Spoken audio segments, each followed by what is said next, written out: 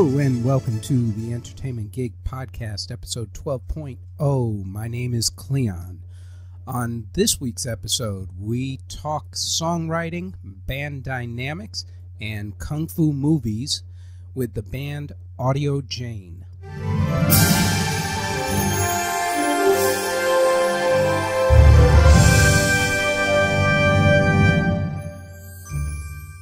Okay. This week's interview is with the band Audio Jane, which consists of singer-guitarist Sarah Petch, guitarist Mike Goldberg, drummer Mark Cote, bassist Jesse Perkins, and man about instruments Mr. Noah Miller. This band has quickly become one of my favorite bands around, both on the indie level and on the pop level, corporate level, if you must say. This band is a combination of a lot of different styles. A little Fleetwood Mac thrown in, with a little Mazzy Star, with a little Tonic, with a whole lot of alternatives, sometimes soft, sometimes heavy, sometimes a little dark.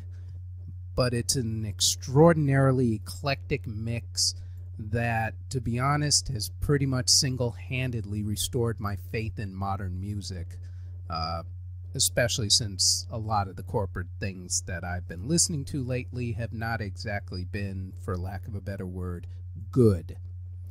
This band is great, and I'm looking forward to seeing how far they can take this. So, without any further ado, this is the interview with Audio Jane.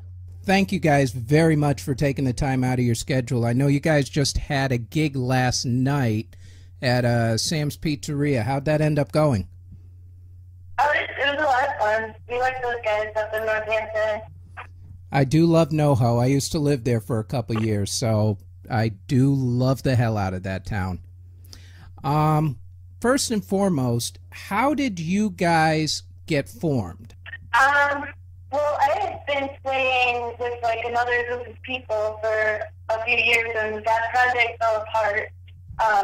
But I knew Mike from high school, and the guitar player from Metal Band asked me to sing with them, and so I did for a while, and I met Mark, who was drumming with them, and then we kind of started playing my songs, and then we found Jesse on Craigslist, and Noah on Craigslist as well.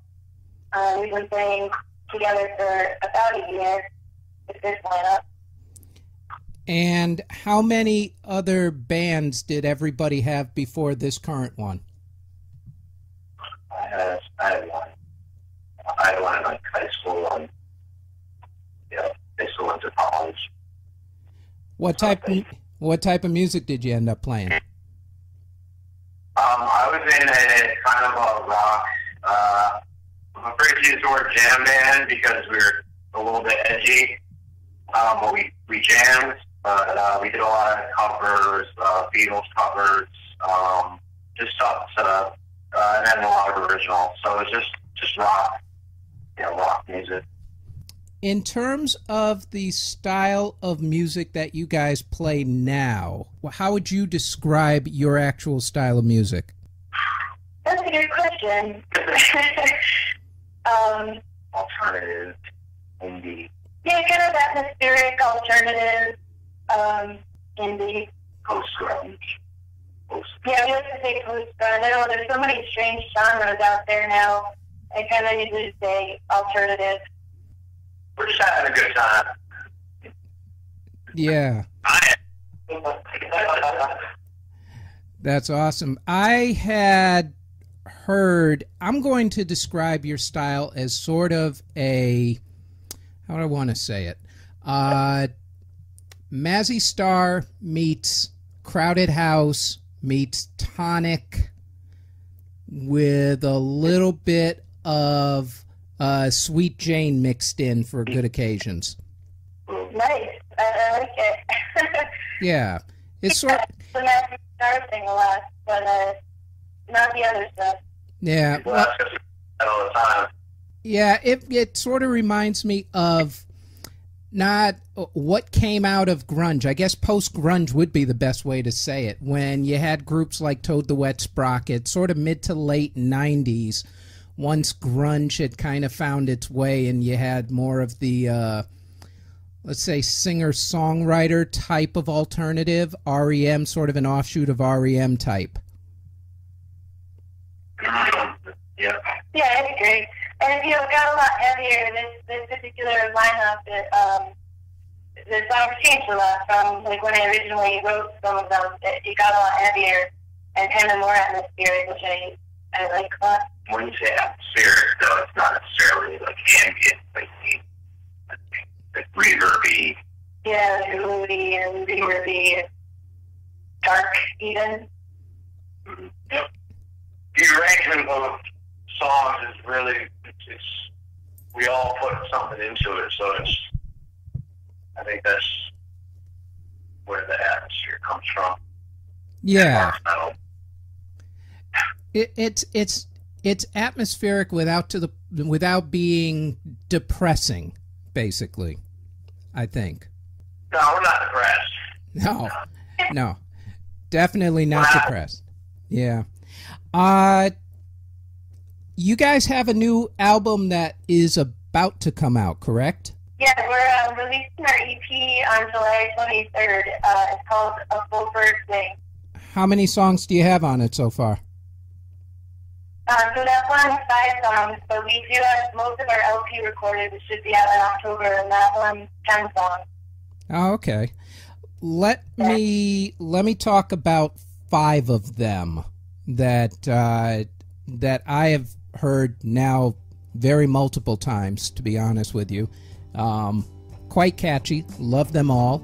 Let's start with actually my favorite, which is White Lies.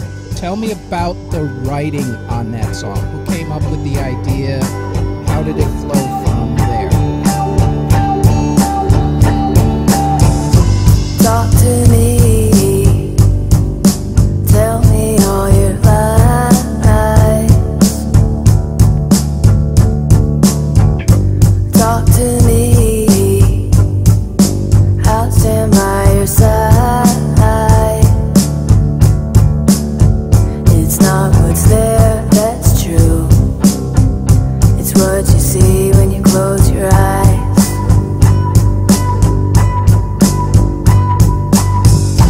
Talk to me. Tell me what you found,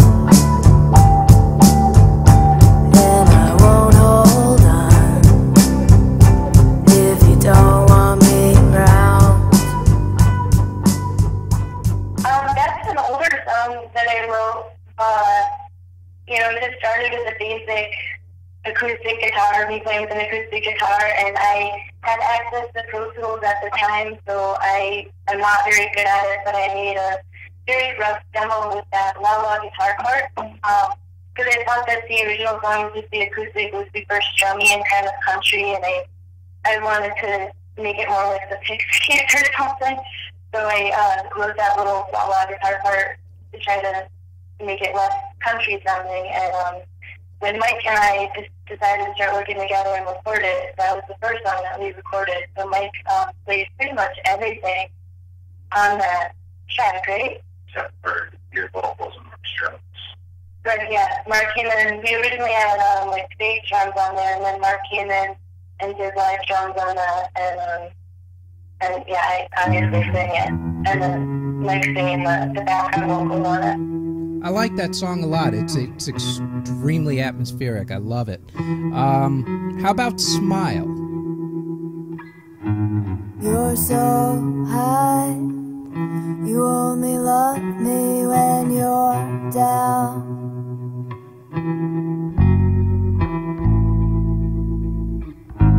Yesterday has come and gone.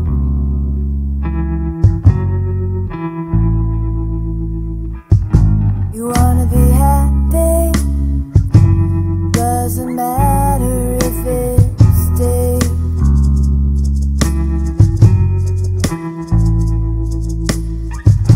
Now you see it,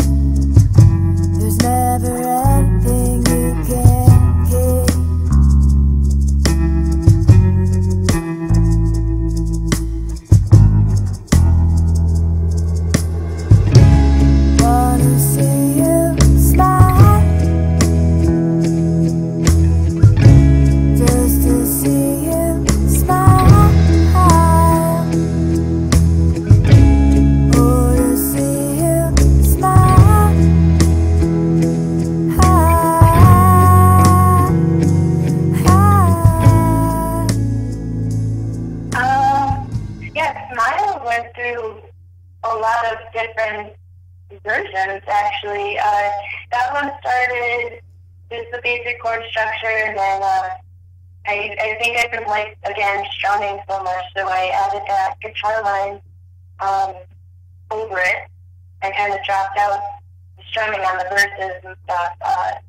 And the song kind of went the same way all the way through, and then when we were recording it, we decided to make the ending a lot bigger. So I think at the end, we just kind of rock it out, which was the new. Pieced a lot together while we were recording here, right? And so to figure out the arrangement. Yeah, because I had written a lot of these songs a while ago. They changed, a lot while we were recording them. We kind of were able to listen back to them and figure out what they needed. And Smile seemed like it wasn't going anywhere and needed to go somewhere in the end. About how long did it take to actually record, or from conception to recording, about how long did it take? Well, that was one of the first ones that I wrote. So again, I had been through a few different lineups.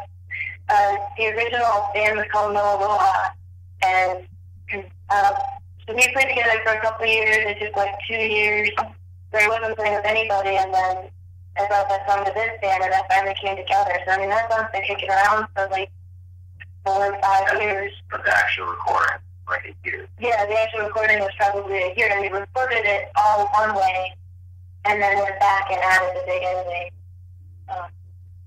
That was actually kind of August, I would say. Yeah.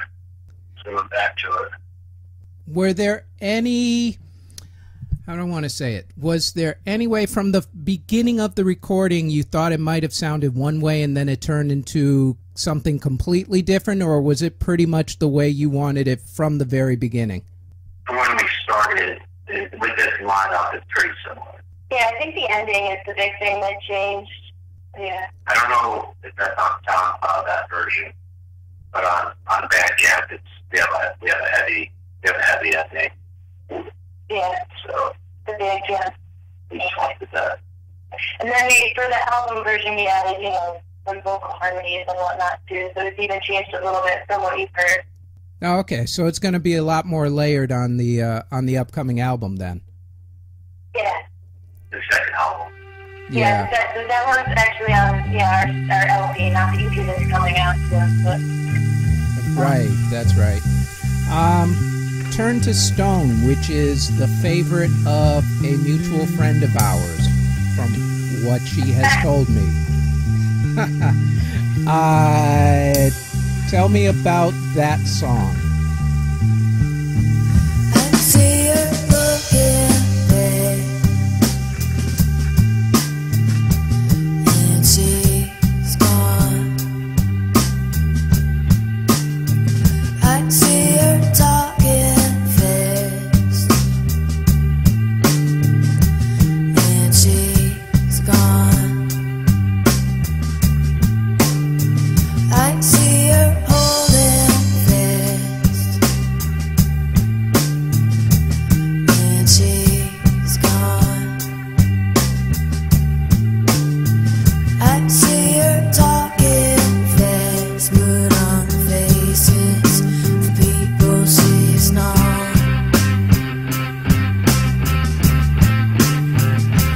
In her eyes I can see they can find a way to penetrate deep inside of me. When it starts, I have to hide away. It's all I see. In a way, it's better than the war with you.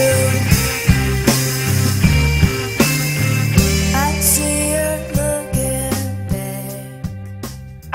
So that song, I think I had been writing a lot of the kind of, singer-songwritery things, and I wanted to write something more like the bands that I listened to. Like, I don't know, I was going through like a Tame Impala thing, and wanted to write something more psychedelic, so that was an attempt to write something that was a little more like psychedelic stoner rock, and that's what came out of it. And our old bass player, Jeff Q, wrote the bass part to that and had some ideas with the office that I play.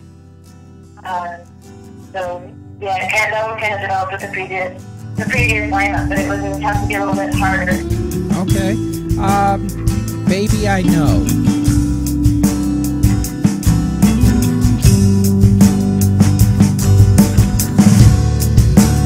Baby, I know I've been high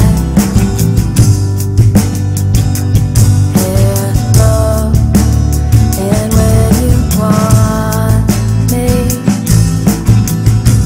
I call in stone. Baby, I know life is cold and hard to take. Baby, I know gave me your heart. It's mine to break. It's mine to break.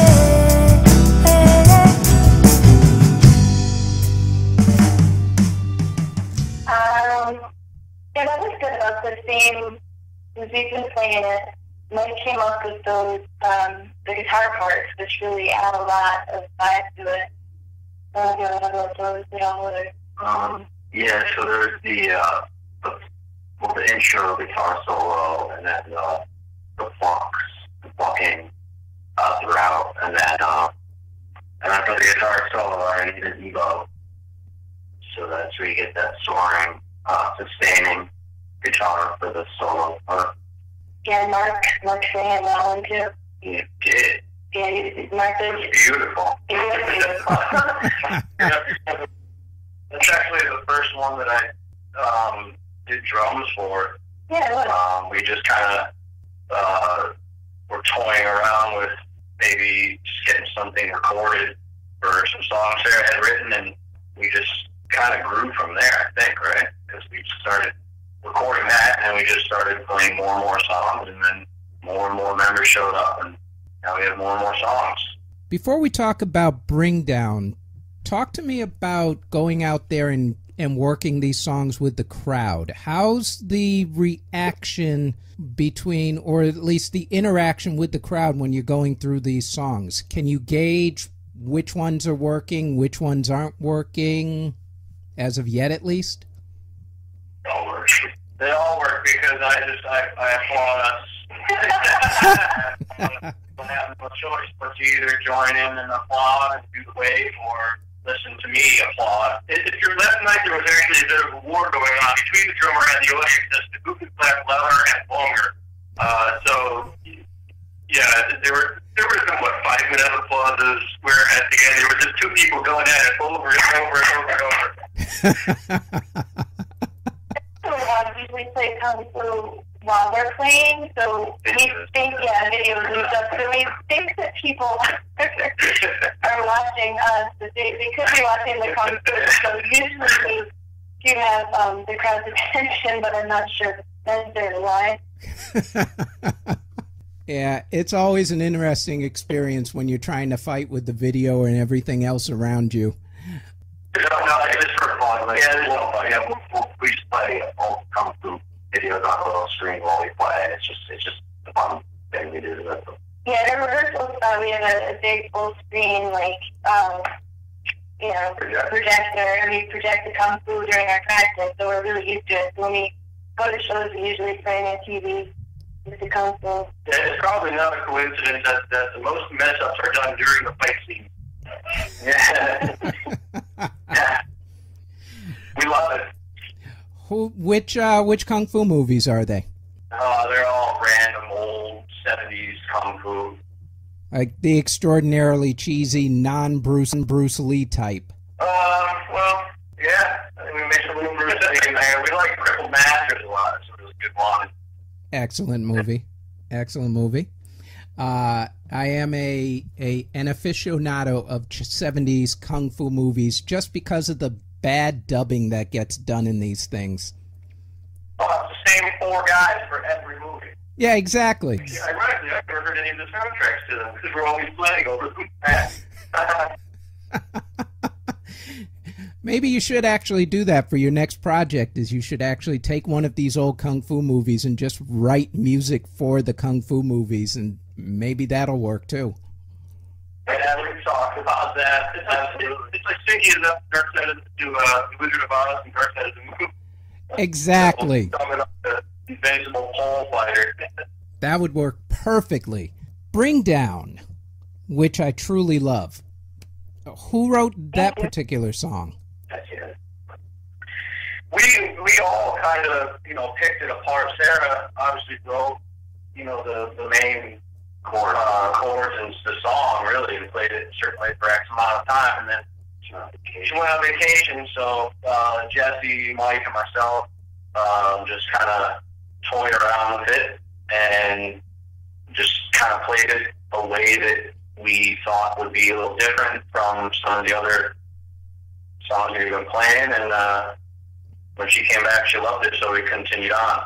Yeah, it was awesome. I came back and it was like having this present. Like the song was just fully figured out, and it was cool. Worked with that tribal drum thing, and the bass part and the guitar parts were really sweet. Kind of just came together. You can see another one that Radiohead. I don't think you know Radiohead, but they did too. Right? Radiohead and Bring Down. Yeah, the song Radiohead. Yeah, the song Radiohead. Yeah. How has how have the dynamics? You guys have been together in your present form for about a year, correct? Yeah. Well, I came in 3 or 4 months ago, something like that. Yeah, I guess what is it? February, January, February. Yeah, February, March. Yeah, Noah joined us past on there, but we've been playing for about a year at this particular project. In terms of the songwriting, how does the flow go? Does it mainly start with Sarah first coming up with an idea, or is this pretty much a free democracy? Anybody can just go for it and everybody works on them together, so we don't have like a Beatles-type scenario going? Well, I mean, we've been currently writing some songs, so we've been jamming for the construction of some songs for like a third album, I guess you'd call it, and it's very free form, but we all try and stick within a certain realm while we're playing in order to have a pattern.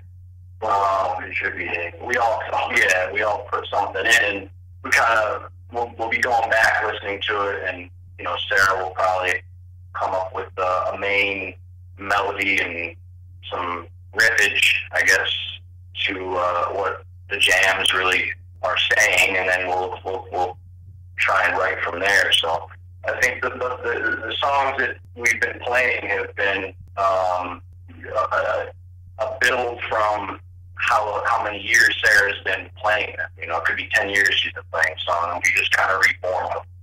So there's a lot of different ways that we can have and will write. We're having a good time. I am. To that end, let's talk band politics, as it were. Who's the joker in the band? That's Mark. Yeah. Oh, who's the one who's going to be most likely to have lead singer syndrome?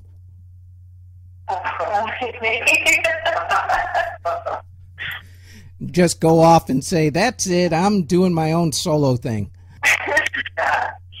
Nah, there's no real ego in this band. We're all friends, and we know what it is. We're just, like I said, we're having a good time. Yeah, I think we really enjoy hanging out and stuff. There's not really any drama. I mean, sometimes it's crappy, but it's not anything. Like, we just like hanging out, and it's pretty laid back and fun, I'd say. That's good. Who's most likely to bring a Yoko Ono in and break up the band? Nobody. Mike.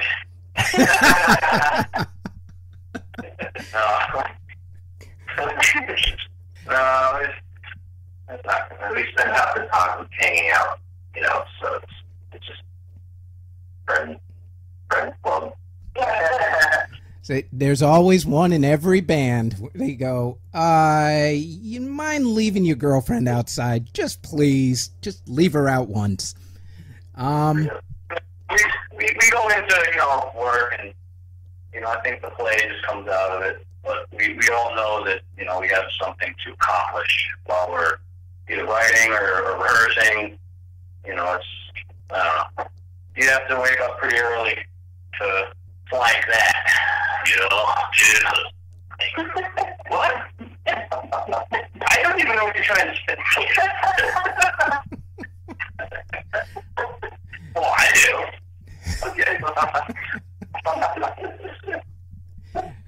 I can tell you guys are going to be together for a long time. Just the band dynamic is excellent. I appreciate that quite a bit. Take me from the first few songs to the songs you're writing now for your upcoming things. In terms of your style of music, have you gone heavier, lighter? Have you mixed it up? Are you trying new genres, or are you trying to nail down exactly which genre you'd prefer to do? I think we're getting heavier, but also keeping it mixed up with some lighter stuff, but maybe a little darker.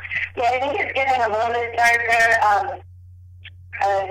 We're writing more off the jams now, and I don't know what I'm trying to say right now, but I guess I'm structuring the songs a lot, so they still sort of have that poppy, like, singer-songwriter thing, and still coming up with the lyrics and the melodies and stuff, and still writing that, so it's still kind of consistent, but I'm using more of the jams and things that we've done, and I think as a band, we've kind of found more of our style, so, again, like, the songs have totally transformed from playing them on acoustic guitar to, like, playing on the full band, and, everybody's really, like, more from metal genre, it just gets heavier, I think, in that regard.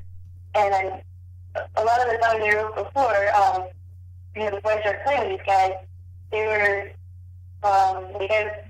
about, like, relationships and stuff, and now I'm really happy, so I'm kind of, like, I don't know, writing out things in a different way, which is making it darker, and I don't really know why, but... Kung Fu-ious. Yeah, it's probably Kung Fu. Kung Fu will get you every time. So you've got the EP coming out on July 23rd. You've got the LP coming out in October, you said. Yeah. Take me through where you guys see yourself within the next, let's say about 5 years. How do you want this to progress? I think that we'd like to end up touring and, playing some bigger shows and, like, get out of Connecticut. And 5 years goes by quick, Yeah, that's very true. Writing, continuing on. I mean, we do pretty good now. I mean, we're still obviously working on getting out there farther from, just a 100-mile radius. But, we'll get there. I think we're really inspired too to just keep writing and keep playing. So, and we've already gotten the first 2 albums ready to go. We're writing the third one. I think we're going to have a bunch of stuff out by then, and hopefully have people who want to hear it so we can go places to promote it. Shoot a music video. Yeah, Homemade Kung Fu-ious. Got a lot of ideas for music videos. In terms of running the band, Sarah, you are the general manager, as it were? Mike actually does a lot of promotion and stuff, and booking of gigs, and maybe some of it, but Mike does a lot of it too, and he does a lot of the work on our website and Facebook page and Bandcamp, all of that, and he did the recording too, so he's kind of amazing. Yeah. What do you think are the biggest obstacles so far, as you kind of as you feel your way around all of this? What do you think is the biggest obstacle? We're just starting last year, trying to start this because we didn't know what to expect, but we knew we wanted to do something. So I just think last year was the hardest because we were trying to put something together. Yeah, it's just like time-wise, juggling people's commitments and schedules can be tough, and booking gigs is hard because there aren't that many places that want original music if you can't guarantee that you're going to bring like 100 people in the door.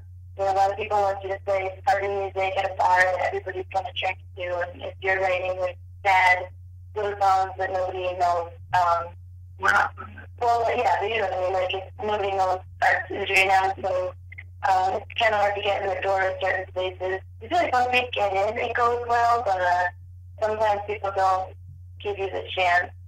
Yeah, that's true. I've been begging for you guys to actually play the Elbow Room down here in New York, even on an afternoon gig. That'd be great. Really love to. Yeah, you guys should seriously look into that once the EP comes out. Like, very seriously look into that. I think you'd be perfect at either the Bitter End or the Elbow Room in the Village. Cool, you know. Maybe that's the other thing, just finding, like, knowing which places we would fit at, and networking with other bands, too, that kind of fit with our genre.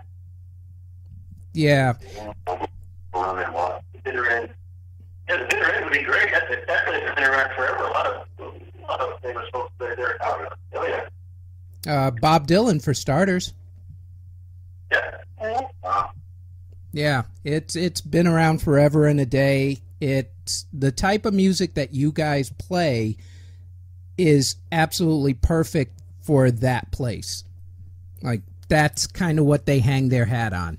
We do have a pretty cool practice space where we put on performances with other bands. We've done it a few times now. 23rd of July, I think that's where we're playing there on our release show.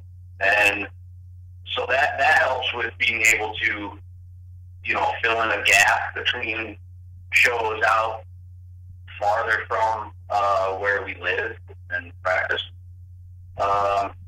And that's been pretty cool. It's been able to generate a little bit of a buzz in our hometown of Harrisville, Connecticut.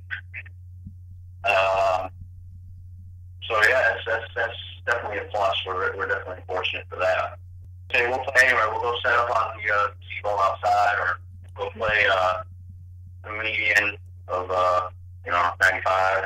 Yeah, we just like to play, and I guess when we can't book a show, we just throw our own show down at the mill. We've got some friends. There are a couple of really cool bands on the hall.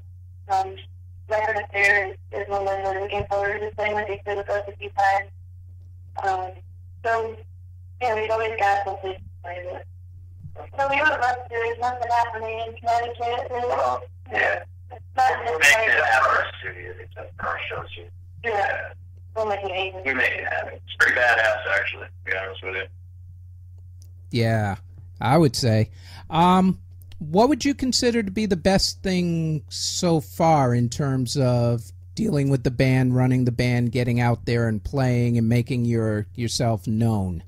When we played last night, there wasn't too many people there, but the few people that were watching us love what they see, so we talk to them, and then they're like super fans, you know, and then they can help us, you know, that's connecting with individual people.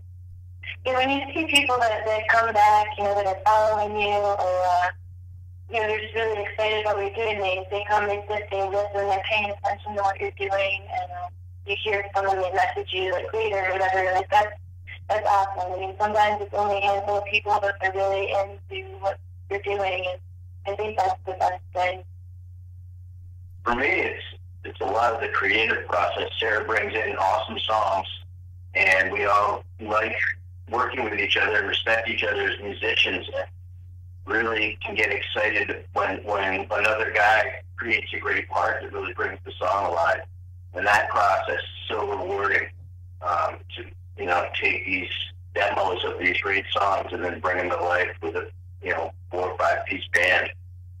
So I think that's a really rewarding part of it. And then to go on the next step to share that with an audience, like they were saying, that just makes it even better. Yeah, the thing that I like about you guys, well, there's a few things. One, I love your songs. The 5 that I have heard so far, and I'm looking forward to the EP and the LP when it comes out. Also, I'm a huge fan of the person who actually snapped the photo for your EP, but that's a whole other issue. And full disclosure, I've also known her almost 30 years now. So, yeah, it's since UMass, actually. She's fantastic. Yeah, Chelsea's awesome. Chelsea is awesome. One of my best friends. But what I like about you guys is the fact that there doesn't really seem to be an ego involved in anybody. Yeah, I mean, we're just hanging out, having fun. There's really, yeah, I mean, what have you always said that Mike was best of all? I mean, all the issues just get through it. He's a mixed match with Mike. Well, that's important because I noticed that when I talk to other bands or actors and actresses or whatever, there's always some sort of latent jealousy in terms of their interactions with other people because, yeah, for competitive reasons or whatever. You guys truly love the fact that other people in the band will come up with an idea as opposed to, man, I really wanted credit for coming up with that idea and I'll try and subverge it or whatever. Yeah, oh yeah, I know what that is. Yeah. How's that working out?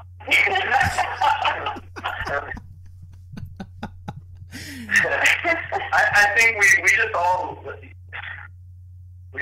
enjoy the music that each individual creates, and so when it is all thrown in the air, and it's kind of like we're playing catch with notes while we're playing, so it's just fun. Yeah, it's like, I always think, I don't know, like I know my song and I'm just playing them by myself and it's not that great. So it's really fun when I hear what everybody comes up with. Like Mark always comes up with a beat that's different from what I would just expect. And, you know, the bass lines too, there's this song Starry Guys, which is on the LP. That has a really cool bass line that kind of brings together and, you know, makes guitar parts too. It's just the whole package. It's to me, like when I have the idea for the song or whatever and just hear it by myself, it kind of sucks. And then but I can hear everybody play it, like it comes alive. So that's really cool to me. That's awesome. I think this is why you guys are going to succeed, and I highly respect you guys. You guys are awesome. I appreciate this a lot. Thank you. Thank We you. appreciate you. It's awesome.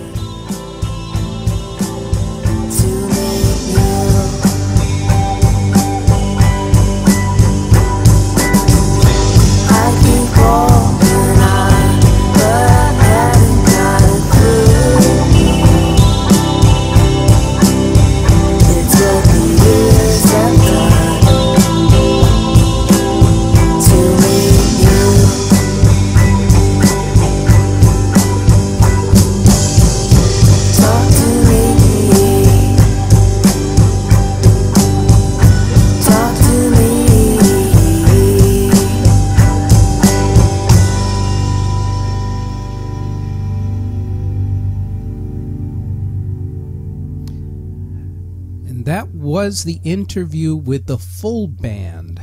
What I did afterwards, a few days afterwards, is I did a separate, really quick interview with the lead singer and guitarist Sarah Petch, and here is that interview.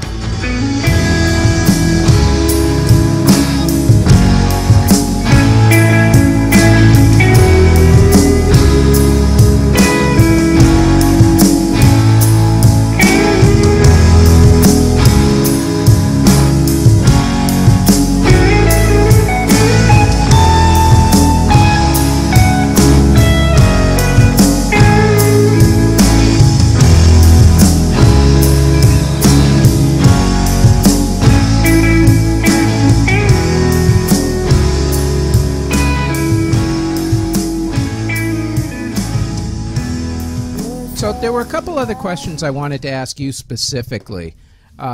Since you are, I guess, the main quote-unquote songwriter of the group, or at least you come up with a lot of the early stuff, what exactly are your inspirations when you're writing the songs?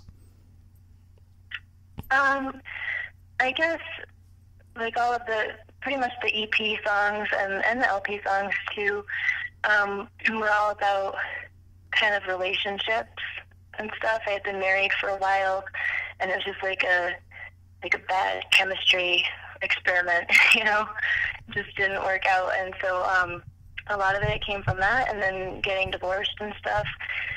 I tend to write the most when I'm feeling an intense emotion. So when I'm not really, like right now, I'm super happy and everything's going great.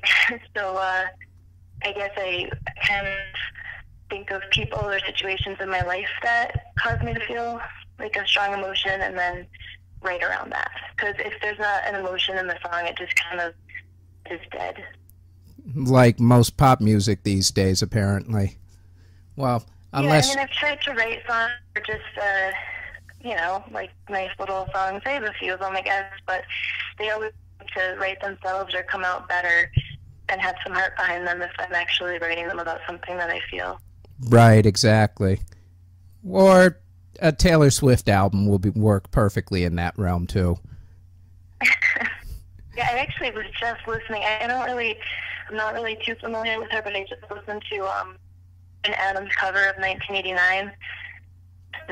The original songs of that, but I was impressed with like how much the arrangement changes it. Oh yeah, oh absolutely.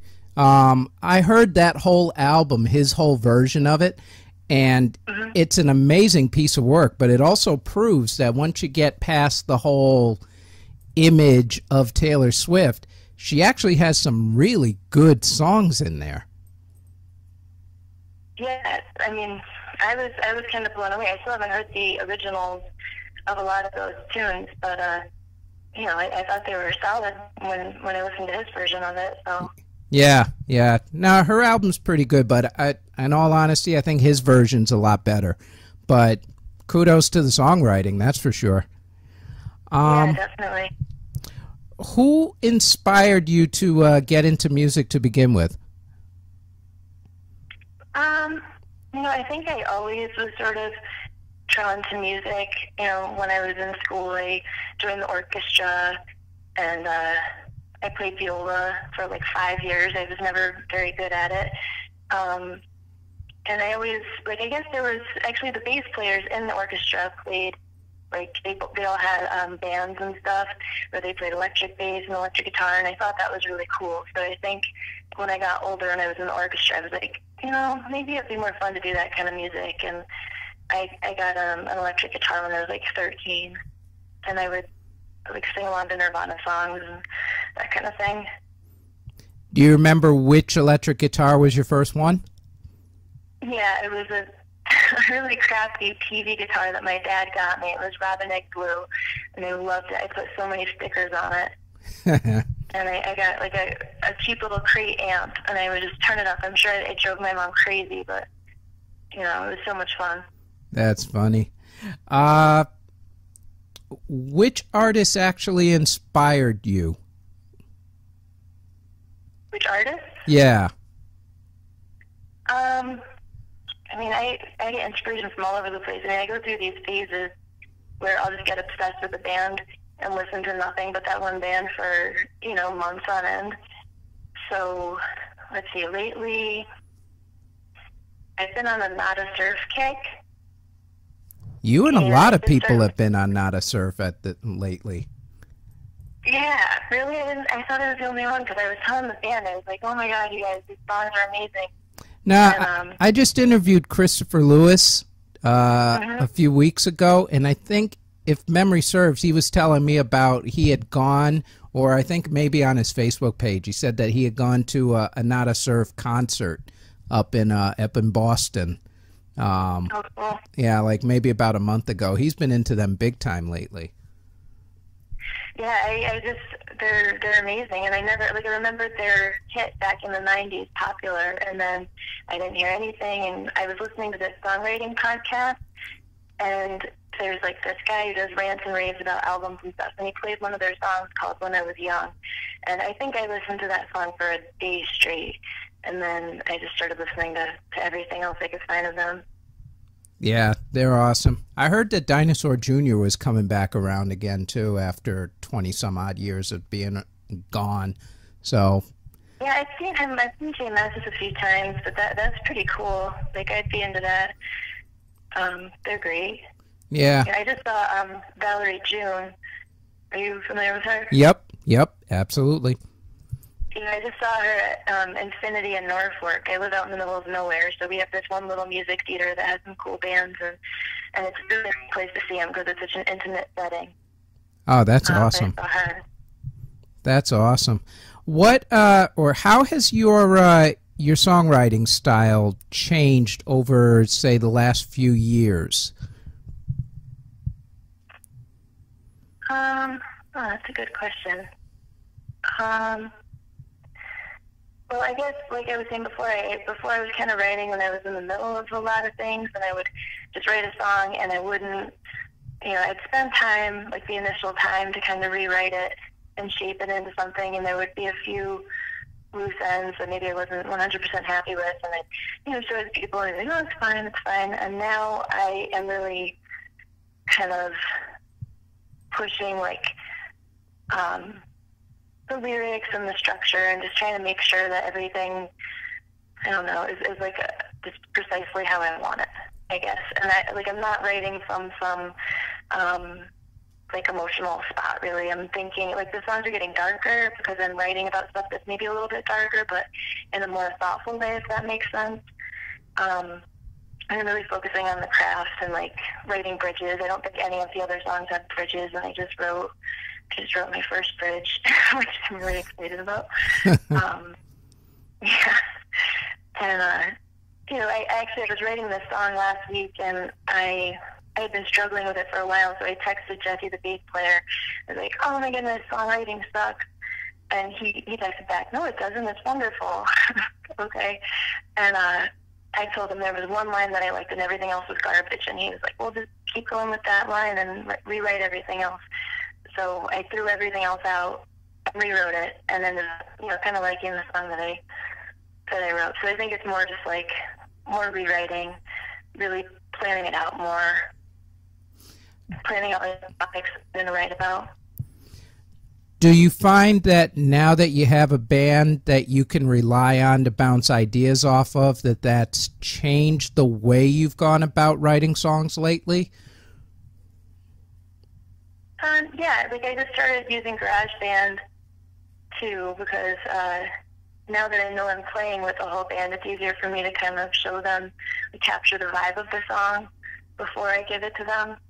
I can send them like a little demo, and that helps, because before when it was just, I'm playing by myself, I wasn't really I wasn't thinking about the big picture as much, and I was just kind of strumming things on the guitar, and that was that. And now I'm thinking, about the whole band together and how that's going to sound.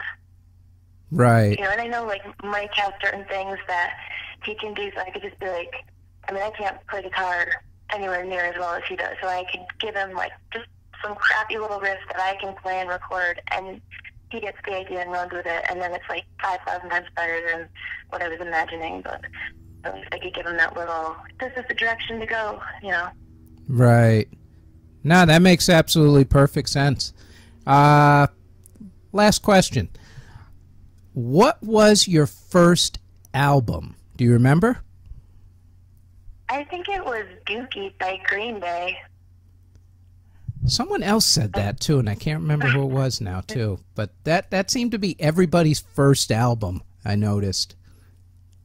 Yeah, I used to steal my mom's records, like the Beatles and Elvis. I used to build a fort in the house, like with chairs and blankets and stuff, and steal her record player, and I'd play like Elvis albums, and I'd put the Elvis records like right outside the fort, call it Fort Elvis. So I definitely, took her albums first. So my first album was Green Day.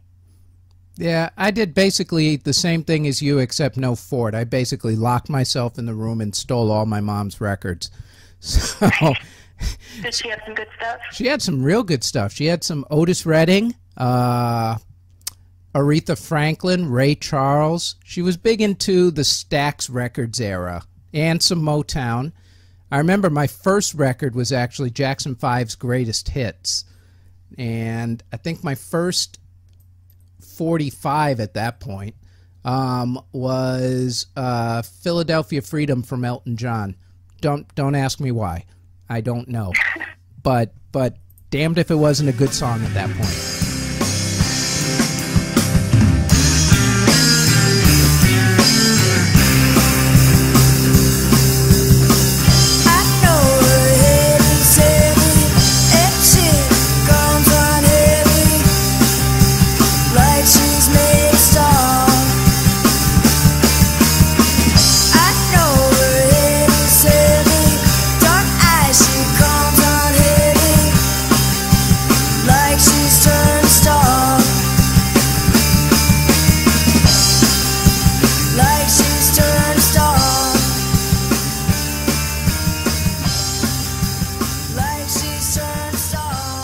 Okay, a few things of note. The EP is called A Full Bird's Wing.